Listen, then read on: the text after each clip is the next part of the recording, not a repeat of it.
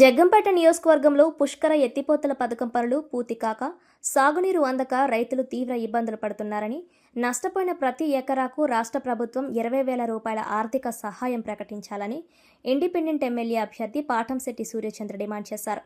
ఈ సందర్భంగా ఆయన మాట్లాడుతూ, వేసవిలో పూర్తి చేయాల్సిన పుష్కర పైప్లైన్ పనులను ఆలస్యంగా చేపట్టడం వలన నేడు వేలాది ఎకరాలకు సాగునీరు అందే పరిస్థితి లేకుండా పోయిందన్నారు. నేతల హామీలను నమ్మి రైతులు నారుమడులు వేసుకున్నప్పటికీ నీరు అందక ఎండిపోతున్నాయని ఆవేదన వ్యక్తం చేశారు.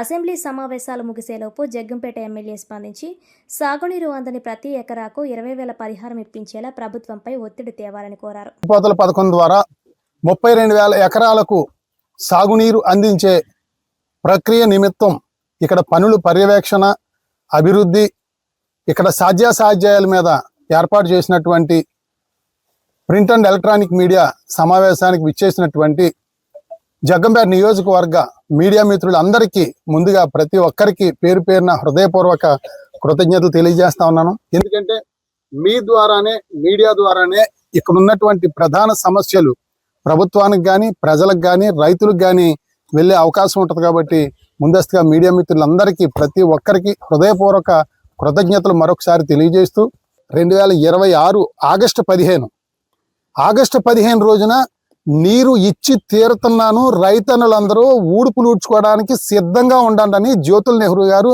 జూలై 20వ తేదీన ఇక్కడే పంప్ హౌస్ దగ్గర రైతన్నులందరికీ కూడా మాట ఇవ్వడం జరిగింది. మరి ఆగస్టు 15 అంట్లోకి విద్యార్థులు అవ్వచ్చు, యువత అవ్వచ్చు, ఎదురు చూస్తూ ఉంటాం ఆగస్టు 15 గురించి. కానీ జగ్గంపేట నియోజకవర్గంలో పుష్కర ఆయకట్టు రైతులు 31,000 ఎకరాల రైతులు కూడా ఆగస్టు 15 ఎప్పుడు వస్తుంది అని చెప్పేసి జూలై 20 నుంచి ఎదురు చూస్తూ ఉన్నారు.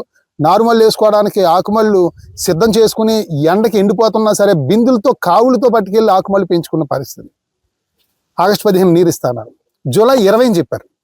జూలై 20 అని చెప్పే ముందు మరి మే 13వ తేదీన జ్యోతుల నెహ్రూ గారు ఇక్కడికి రావడం జరిగింది. మే 13ని వచ్చి జూన్ నెలలో నీరు ఇస్తాం తప్పకుండా అని చెప్పేసి అన్నారు. జూన్ అయిపోయింది, జూలై 20 అన్నారు, తర్వాత ఆగస్టు 15 అయింది.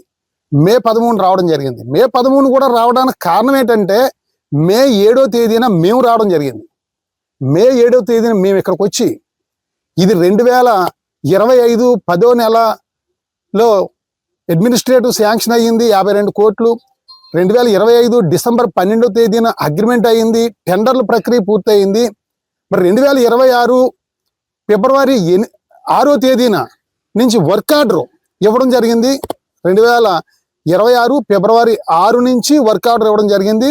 మరి ఆగస్టు 6వ తేదీకి 6 నెలల సమయం లోపు ఇక్కడ ఉన్నటువంటి ఈ పాత పైప్ లైన్ 3 పైప్ లైన్లు 2,100 పైపులు తీసి కొత్త ఎంఎస్ పైప్ లైన్లు వేసి ఇక్కడ మోటార్లు రిపేరు, పంప్ హౌస్ రిపేరు, ట్రాన్స్ఫార్మర్లు రిపేరు అన్నీ చేసి తప్పనిసరిగా ఆగస్టు 6వ తేదీకి ఫుల్ ఫ్లెడ్జ్డ్గా ఇక్కడ తయారు చేసి ఇక్కడ కంప్లీట్ చేయడానికి ఈ అగ్రిమెంట్ ఒప్పందం. ఆ అగ్రిమెంట్ ఒప్పందం ప్రకారంగా ఇక్కడ పనులు జరగట్లేదని మేము మే 7వ తేదీన ఇక్కడ రైతులు మేమందరం కూడా ఇక్కడ రావడం జరిగింది. వచ్చి మేము ఇక్కడ ప్రభుత్వాన్ని ప్రశ్నించడం జరిగింది, అధికారులను అడగడం జరిగింది, ఎమ్మెల్యే గారిని అడగడం జరిగింది. ఫిబ్రవరి 6వ తేదీన అగ్రిమెంట్ అయ్యి ఇక్కడ వర్క్లు స్పీడ్గా మొదలుపెట్టి వేసవకాలంలో చాలా ఇక్కడ వేగవంతంగా పనులు చేసి వర్షాకాలాన్ని నీరిచ్చి పంటలకు ఇవ్వాల్సింది పరిస్థితి.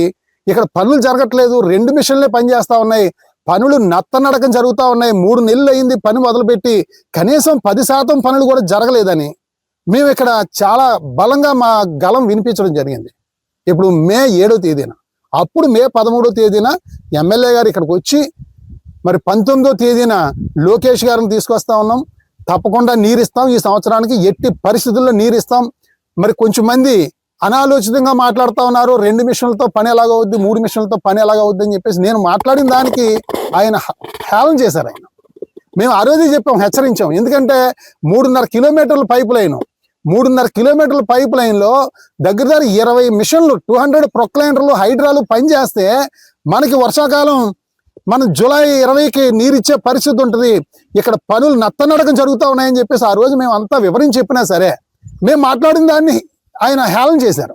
హేళన చేసి మే 19న లోకేష్ గారు వస్తా ఉన్నారు, తప్పకుండా మేము జూన్ 20కి నీరు ఇచ్చి తీరుతామన్నారు.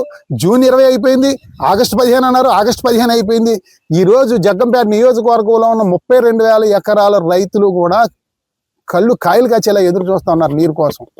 ఎందుకంటే గత 4 సంవత్సరాల నుంచి ఎన్నో అవస్థలు పడతా ఉన్నారు, నీరు కోసం ఎదురు చూస్తా ఉన్నారు. మరి ఎక్కడ మీరు చేసిన వాగ్దానాలు, తారీఖులు ఇవన్నీ కూడా ఏమయ్యాయని చెప్పేసి అడుగుతా ఉన్నాం. రైతులకు ఏం సమాధానం చెప్తారు? ఇవాళ మన జగ్గంపేట నియోజకవర్గంలో ఉన్నటువంటి ఈ యొక్క పుష్కర ఆయకట్టు రైతాంగం అంతా కూడా ఎకరం, అరెకరం, 2 ఎకరాల లోపే. ఎవరు కూడా పెద్ద రైతులు కాదు, సన్నకారు రైతులు. ఈ భూమి పండితేనే ఇంట్లో ధాన్యం ఉంటుంది, తిండి గింజలు ఉంటాయి.